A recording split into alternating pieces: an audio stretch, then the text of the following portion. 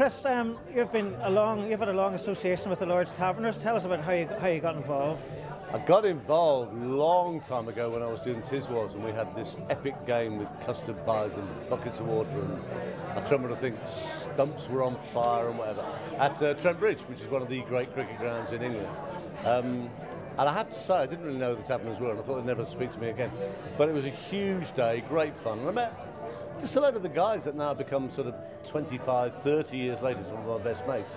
And I got involved with the charity, and I just thought, oh, I don't know, I've got a whole bunch of very great, intelligent, surprisingly intelligent, strong, fit kids, and I thought, you know, there, but for the grace of God, could be me, any parent, any mum or dad, whatever, dealing with kids with all sorts of handicap problems, special needs, whatever.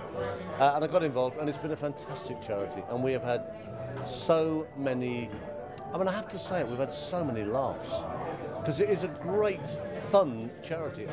We're here tonight in Northern Ireland again with Mr. Leo Callow. I mean, this is one of the silliest nights of the year. Apparently, I've been here several times before. I have no memory of ever coming here. But somehow, I mean, we have a great crack. And at the end of it, people say, fantastic, thank you so much, thank you for just turning up, really. I mean, I wouldn't have missed it for the world, you know.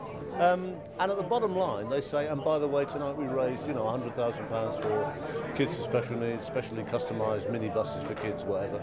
And it's a great feeling, you know. I mean, I do what I do. I have a great time. I have a good life. I earn some money, and I think I should give something back, you know. And I think if you can do it in a painless way, one of the great things about Taverners, it's the most painless charity. You don't feel the pain. You just have a laugh with your mates, and at the end of it they say thank you, and you've raised this, and you know, that's the best buzz of all.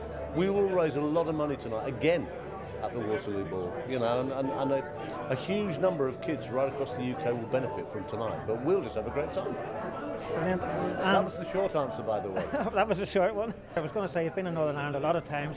I suppose some of the times for fishing, other times for the Guinness, but or maybe a combination of both. Well, a combination of the two, but I have to say that the combination of Guinness and fishing is not always good, and I have to say frequently the Guinness has been more important over here than fishing, because the fishing hasn't been great.